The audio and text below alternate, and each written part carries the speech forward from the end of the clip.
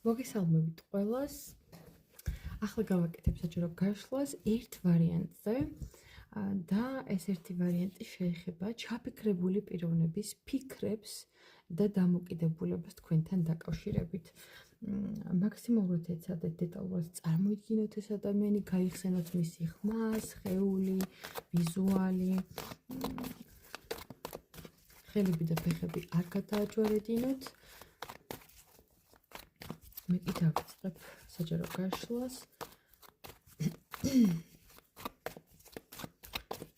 და გადაგიხდით მადლობას თქვენი ლაიქებისთვის, კომენტარებისთვის, გამოწყობებისთვის. ჩაფიქრებულის დამოკიდებულება, ფიქრები, ვნახოთ.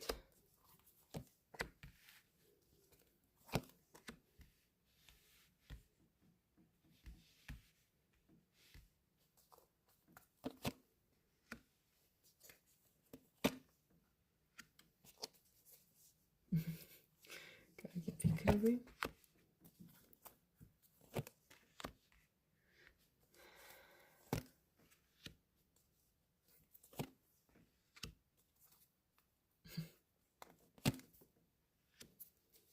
რას აპირებს თქვენთან დაკავშირებით?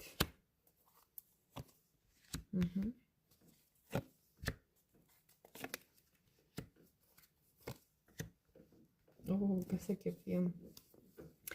ადამიანის დამოკიდებულება არის ესეთი, რომ ფიქრობს, რომ აი თქვენ შორის კომუნიკაცია რაც არსებობს, არის ძალიან თბილი, სავსე ემოციებით, სიყვარულით, რაღაც ძალიან თბილი ატმოსფერო შეიკრა თქვენს შორის.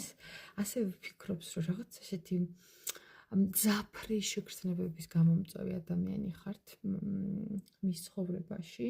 აი თქვენი არსებობა უკვე იწევს ამ ადამიანის ძალიან დიდ მღელვარებას და შინაგან ფორი აქვს, მაგრამ ისეთი მონდომებით ცდილობს, რომ თავისთავი მოთოკოს და ზედმეტი არ ილაპარაკოს, ბევრი არაფერი გააკეთოს.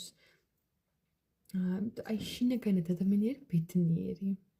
როცა თქვენ გწერთ, გირეკავთ, გვხვდებათ, ხო, აი გულწრფელად ბედნიერია, ხო, აი ამ დროს და მის ფიქრებში არის ესეთი მომენტი, რომ აი რაღაც ძალიან სავსეა ემოციებით, მაგრამ არ იცის თქვენი დამოკიდებულება როგორია. და ამიტომ ადამიანს აქვს ესეთი სურვილი, რომ შეიკავოს თავისი თავი და თავისი ემოციები, რომ რაღაც ზედმეტი არ მოუვიდეს, ზედმეტი არ თქვას, იმიტომ რომ რაღაც არ დაისაჯოს თუ რაღაცაზე პასუხი არ მოეთხოვოს, ხო, აი თუნდაც საპასუხოდ რო არ მიალანძღოთ, ხო, რომ აი რატომ მითხარი რა გააკეთე, ნუ რაღაც. ეს ერთი, მაგრამ მეორე მხრივ ეს ადამიანი ფიქრობს, რომ თქვენ შემთხვევით არ შეხვედრილ ხართ და უნდა რომ გაუფრთხილდეს აი ამ საბედისწერო ურთიერთობას. ნუ ესე მოისაზრებს თვითონ. და რას აპირებს თქვენთან მიმართებაში? აქ ჩანს მისი სურვილი იმისა, რომ ეს თავისი ემოციები ნელ-ნელა ეტაპობრივად გამოხატოს თქვენამდე.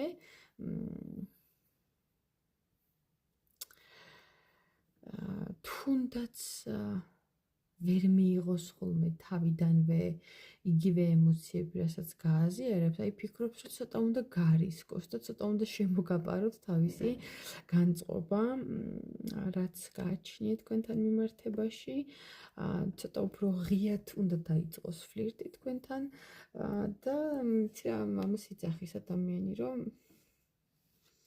თქოს თქვენ ზედმეტად შემდგარი, ზედმეტად დინჯი, ძალიან გაწონასწორებული ხართ და თვითონ თავის თავს ვერ აღიქვავს იმ ეტაპზე, სადაც თქვენ ხართ. ყოველ შემთხვევაში გონია ამ ადამიანს, რომ თქვენ ძალიან ისეთი დინჯი, სერიოზული, შემდგარი პიროვნება ხართ მის თვალში და რატომღაც გონია, რომ თვითონ შეიძლება ასეთი არ არის. აი, მოდით რა ვიკითხოთ. რას მოიმოქმედებს ეს ადამიანი თქვენთან ურთიერთობაში? რას მოიმოქმედებს, ან საერთოდ თუ იმოქმედებს? Mhm.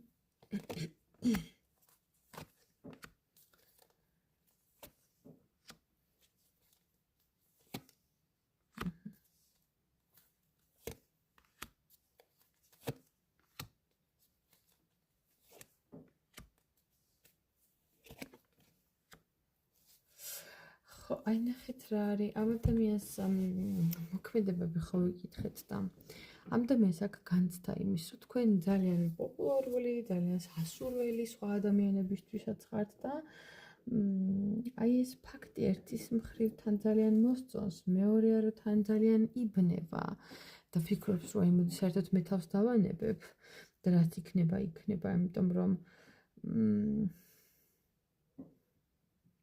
იმიტომ რომ ცოტა კომპლექსდება თქვენს ფონზე. ცოტა მორცხოვს. მიუხედავად იმისა, ბუნებით არ არის ეგეთი ხასიათის ადამიანი, თქვენთან ეგრე ემართება. და თვითონაც ვერ იგებს რატომ. ერთის მხრივ უნდა რომ ძალიან ენერგიულად დაიწყოს თქვენთან ურთიერთობა, შემოიჭრას და შემოვარდეს თქვენ ცხოვრებაში და მეორეს მხრივ ხო რაღაცა თავისი სტაბილურობით, სამომავლო პერსპექტივებით, მაგრამ მეორეს მხრივ გონია რომ თქვენ შეიძლება ძალიან ცივი და ძალიან მკაცრი დაუხვდეთ ასეთი გადაწყვეტილების დროს. და მე ფიქრობს ხოლმე რომ ეხლა ამ რო უარი მტკიცოს და მიმაწყოს და უარი მყოს, რატო ავიწეწო ნერვები, რატო ავიშალო საღირღილი, მე ხო აქ ჩემთვის წყნარი, მშვიდი, კომფორტული ცხოვრება მაქვს და არის ჯერ გადაუწყვეტელობაში.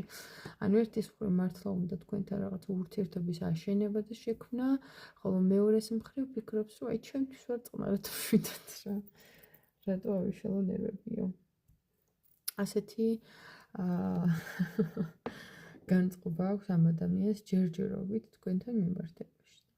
ну დროსთან ერთად მე სხვა გაშლებში მოვუსმინოთ ან პირად კონსულტაციებზე რა გადაწყვეტილებას მიიღებს თქვენთან დაკავშირებით საბოლოო ჯამში. ეხლა დაგემშვიდობებით, შეგახსენებთ რომ ლაიქები, კომენტარები არ დაგავიწყდეთ და პირადი კონსულტაციები ვისაც გსურთ ნომერზე 511 14 91 68. ნახვამდის ბედნიერად.